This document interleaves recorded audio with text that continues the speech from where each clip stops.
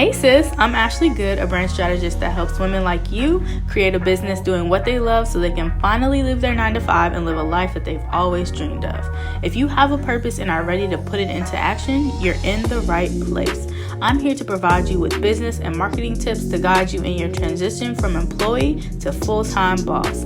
If you're ready to stop playing small and start thriving as a full-time entrepreneur, let's go. Hey y'all, welcome back to my channel. We are back with another video for our 9 to Thrive series. My setup's a little different. I wanted to get a little up close and personal with y'all. Plus, I'm tired of looking at this white couch behind me. I'm sure y'all are too, but I just wanted to kind of switch it up. So, today for the series, we're gonna be talking about how to stay focused as an entrepreneur, because I know I'm not the only one that's struggling with staying focused. When I first made my transition from being at a job to working for myself full time, I struggled with not only time management, but actually staying focused on one thing. So as a creative, I am a scatterbrain. I have so many ideas, so many things that I want to do, and I tend to multitask or have my hands in one pot, or start on one thing, don't complete it because I want to go to the other. I'm learning how to stay focused on one project at a time so I can give it my attention, nurture it, produce it, and once I'm able to generate income from it, I can move to the next thing. I know you creatives, if you're anything like a regular creative, we love creating things, but it's very hard for us to pay attention because sometimes for me, I'm an Aries. I get bored very easily and I tend to just move. I think I honestly just chase the high of just creating when I need to learn how to stay focused and nurture what I'm doing.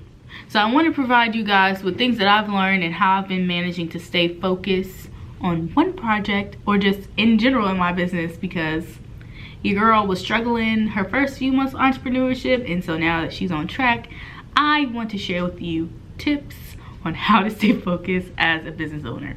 So if I'm looking to the left, I'm looking at my handy dandy computer, because y'all know I love to take notes. So the first thing that has helped me stay focused as a business owner is to create SMART goals.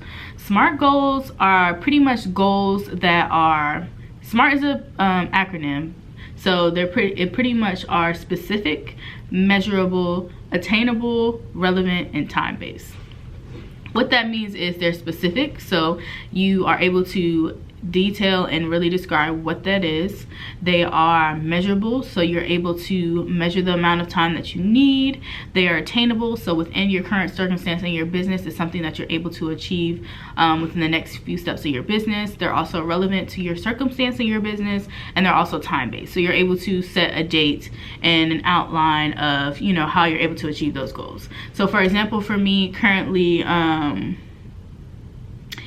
in my business, not necessarily this business, my marketing business, but I'm interested in getting into real estate, so I'm going to be getting into that field. I don't know if you've heard my journey into entrepreneurship in my previous video when I first talked about my story. Basically, before I became a full-time entrepreneur, I thought I would become a full-time entrepreneur through real estate. So I originally went to real estate school, didn't pass my test, but now that I have more time to do what I want to do in my business, it gives me more time to focus on actually taking my real estate exam. So a SMART goal that I have right now is to actually become a real estate agent, but with what is within my reach right now, which is attainable goal that I'm able to do, is to pass my test by the end of this month. So I made it specific. My goal was to pass my test by the end of this month, but I need to study.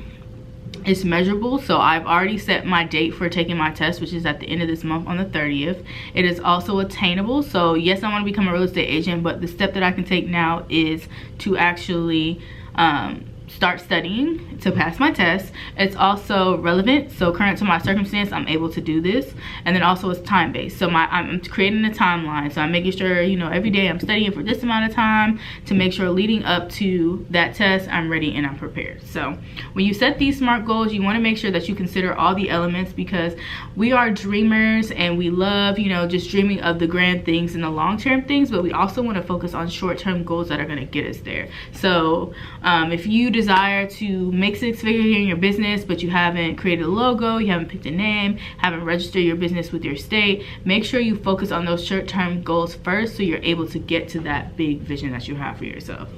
Another thing that has really helped me stay focused is really just checking in with myself, right? So I created my SMART goals, but each and every week and each month I kind of check in with myself, check the progress of what I'm working on. So for example, as it pertains to the real estate thing that we're talking about, so each and every day I make sure that I'm studying different sections of the test to make sure that I'm fully, I'm fully prepared for when that time comes. So I'm checking in with myself each day to make sure, I'm getting what I need to get done. Monthly basis, not monthly, weekly basis, I'm also checking my progress. And then on a monthly basis, outside of just real estate and business in general, you want to make sure you track your progress as it pertains to whatever project that you're working on. So make sure you check in with yourself. Also, if you're not making as much progress as you would like to, don't be so hard on yourself. That's why you want to create a timeline, create time-based goals that you're able to kind of set steps out so you know what you're doing by a certain time frame, and eventually get to that end goal of whatever your final date is to achieve that goal.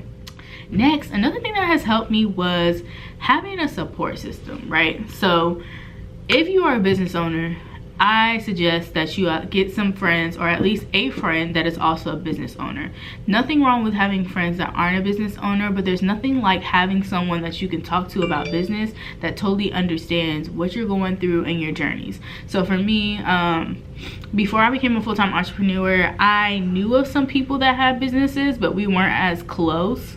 And I don't know if that's just because we didn't relate to each other, but I just had my wife to talk to and bounce ideas off of. It wasn't until I became a full-time entrepreneur and actually have more time to give to the relationships that I do have and create new ones, that I was able to make friends with people who are, either doing the same thing I'm doing, they have a side hustle, maybe they're full-time entrepreneurs, they understand what I'm going through, and it's been amazing because we've been able to, get together, have masterminds, talk about what we're trying to do, set goals, help each other out in areas that that maybe that I'm weak in, that they're strong in, and we kind of give each other feedback. Because this is good, because a lot of times if you don't have that support system and you're stressed out, you don't know what to do, talking to someone who isn't a business owner may not understand or able to support you in the way that you need to be supported. But if you have a network or friends or acquaintances or whatever that understand what you're going through, have been through what you've been through, maybe can give you some feedback to get through whatever you're experiencing, it makes the experience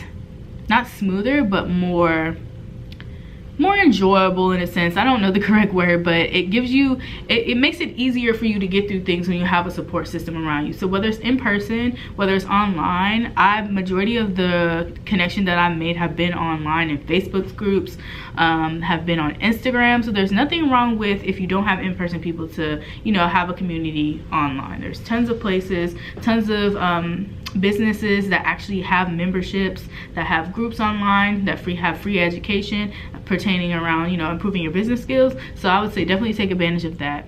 Once you start building that network, another thing that helped me was having an accountability partner, someone that can be with you every step of the way. You can talk to your goals with them, but they can also be like, hey girl, did you do that thing? Like, I know you set these goals, I know you've been a little busy, but did you get time to do this? So this is good because you guys are able to not only talk about your dreams and your goals, but you have someone to check in with. So you're no longer checking in with yourself, you can check in with them. I do have a friend specifically, we talk on a weekly basis, and a lot of times we kind of check in with each other like, hey girl, how your business doing? Oh, I've been doing this. Oh, I remember last week you said this. Have you been working on that? So you're able to really just check in with each other, build that support system, and really make sure that not only are you holding yourself accountable, but someone else is as well. Because I think sometimes, not only that, we can be hard on ourselves, right? We don't really give ourselves the space to make mistakes, to stumble and fall, but we need to learn how to give ourselves grace, not be so hard on ourselves, and having a support system, even an extra friend that's like, hey girl, it's okay, like if you didn't get that done, that's perfectly fine. So just giving you your space to actually be yourself, make mistakes, set goals, achieve them, and things like that. So that's what I love about having an accountability partner. Basically, that's it. Those are the things that have helped me stay focused as an entrepreneur. If you are currently an entrepreneur, whether you're a side hustler, whether you're full-time business owner, whatever, and you have any tips, let me know. Definitely drop them in the comments. I definitely want to make sure that we're also helping each other out, right? So we give each other tips. And y'all, I don't know if I told y'all, but we are now the Thrive Tribe. That is our name. I'm gonna have to come up with some type of cute little way to say it, but thank y'all, Thrivers, Thrive Tribers, whatever we're gonna call ourselves, for watching. And I hope to see you guys in the next video.